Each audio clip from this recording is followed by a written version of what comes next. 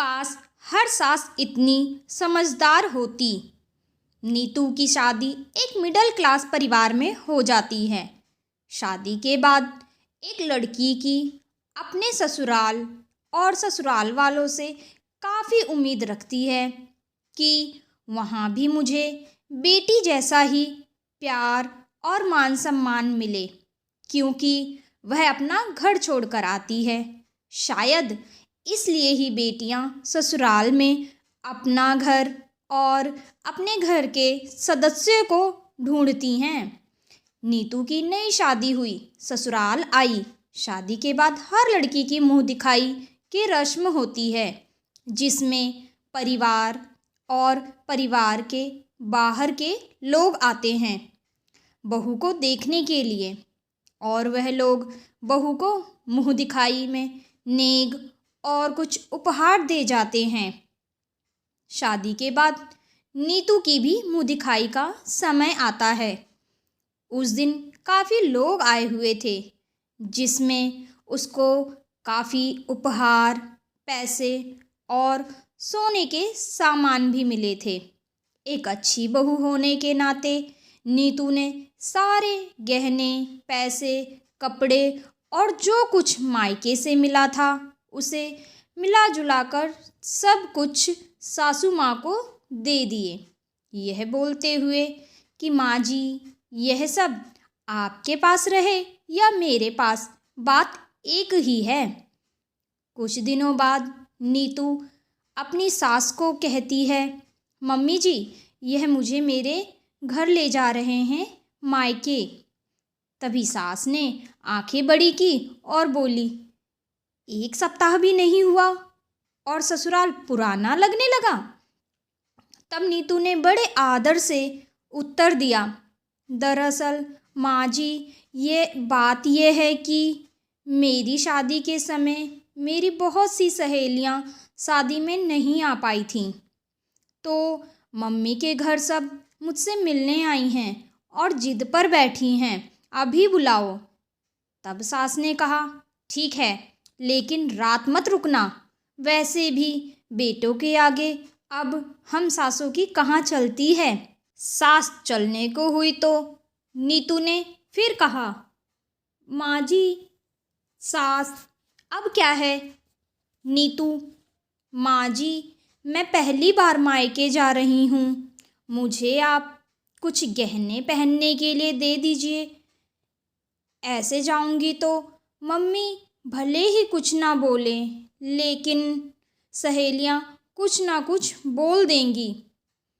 तब सास मुंह बनाते हुए बोली, मॉडर्न समय है, आजकल बहुएं कहाँ सोना चांदी और गहने पहनती हैं, और कौन सा सामान, जो टुचमुच सा सामान तेरे मायके और मुंह दिखाई में मिला था वो, अरे वो तो लॉकर में रखा हुआ है और उसकी चाबी तेरे ससुर जी के पास है, हमेशा से वही रखते हैं।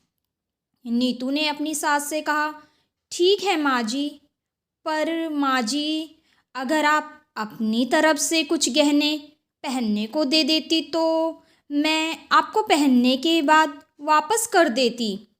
कुछ नहीं तो मुंह दिखाई में जो उपहार के तौर पर मिले थे उन्हीं में से दे दीजिए।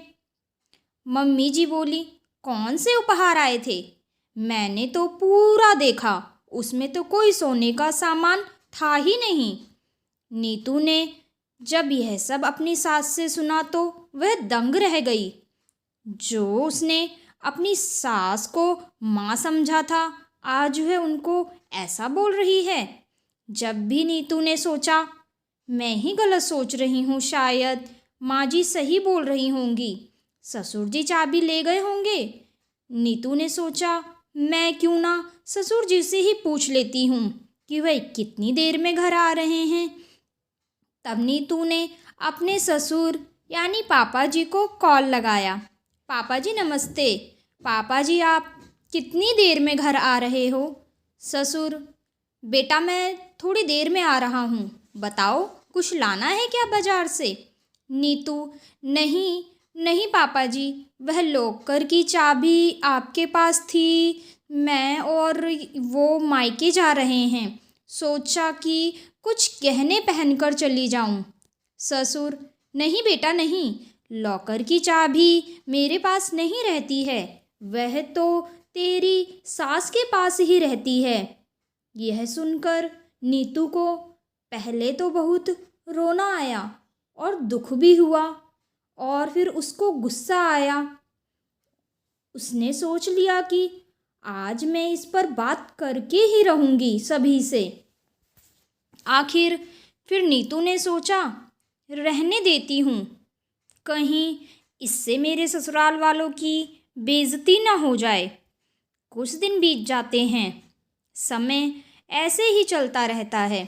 नीतू को सभी का प्यार तो मिला, पर अपनी सास का प्यार और मान सम्मान नहीं मिल पाया। नीतू के ससुराल में एक दिन उसकी सास ने एक प्रोग्राम रखा था, जिसमें घर के सदस्य और कुछ बाहर के सदस्य भी आए हुए थे। उन सभी के लिए नीतू को खाना बनाने को उसकी सास ने बोल दिया। नीतू जानती थी सास मेरी मदद के लिए नौकर को रख सकती थी, लेकिन वही सास बहू की रंजिश और साजिश कि मज़ा आएगा जब अकेली 40 लोगों का खाना अकेले ही बनाना पड़ेगा। तो जैसे तैसे इतने लोगों का खाना नीतू ने अकेले ही बनाया। प्रोग्राम शुरू हो जाता है। खाने का समय भी आ गया। सभी रिश्तेदार खाने से बचते हैं, क्योंकि सभी को पता था कि इनके घर पर अच्छा खाना नहीं बनता है। सब जाने की बोलते हैं, लेकिन नीतू की सास और ससुर उनको ज़बरदस्ती रोक लेते हैं और उनको खाने की बोलते हैं। इतना कहने पर सभी लोग खाने को बैठ जाते हैं और नीतू की सास खुद खाना लेकर सभी के सामने आती है। जब सभी खाना खाते हैं तो वह सास को बोलते हैं, खाना किसने बनाया है? ऐसा खाना कभी नहीं खाया। नीतू की सास सोचती है, हमेशा की तरह ये सब फिर सुनाएंगे। एक काम करती हूँ, नीतू का ही नाम बोल देती हूँ, वैसे भी उसने ही बनाया है खाना। तो वह बोलती है, नीतू बहुरानी ने खाना बनाया है। क्यों भाई साहब, अच्छा नहीं बना है क्या खाना? सब बोलते हैं, नहीं बहन जी, खाना तो बहुत अच्छा बना है, और छोले तो इतने टेस्टी बने हैं कि आप थोड़ा घर के लिए भी रख देना। यह सुनकर उसकी सास और ससुर देखते ही रह गए। एक दूसरे को देखा और मन में सोचने लगे, आज बहू ने तो समाज में नाम रोशन कर दिया। यह सब देखकर नीतू की सास सोचने लगी, मैं कितना गलत थी। नीतू अपनी बहू को कितना गलत समझती थी। आज इसने सभी के सामने नाक ऊंची कर दी है। वह नीतू के पास जाती है और बोलती है, खाना खा लो नीतू, और छोले सभी के लिए पैक मत कर लेना, घर के लिए भी बचा लेना। नीतू को लगता है मम्मी जी ने हमेशा की तरह मुझे ताने दे रही हैं, मेरी खूब बुराई की होगी सभी से। कुछ समय बीतने के बाद उनके घर में शादी का प्रोग्राम आता है, जिसमें नीतू और उसकी सास दोनों को साथ जाना होता है। सास और बहू नीतू तैयार होने के लिए एक दूसरे के पास आते हैं। सास ने इस बार बड़ी समझदारी से और प्यार से सारे गहने नीतू को दे दिए। जब उन्हें पता चलता है घर की महिलाओं को साथ मिलकर चलना चाहिए, वह शादी में जाते हैं तो सास से नीतू के बारे में पूछा जाता है और नीतू से सास के बारे में। दोनों ने हमेशा एक दूसरे की तारीफ़ें ही की होती हैं। उन दोनों की पहचान एक दूसरे से होती है, क्योंकि पीठ पीछे दोनों ने एक दूसरे की तारीफ़ें और मान सम्मान का ऐसा पुल बनाया था जो आज और पक्का हो गया। जब नीतू और उसकी सास को एहसास होता है वह दोनों कितने गलत थे, उन दोनों को एक दूसरे का हमेशा साथ देना चाहिए।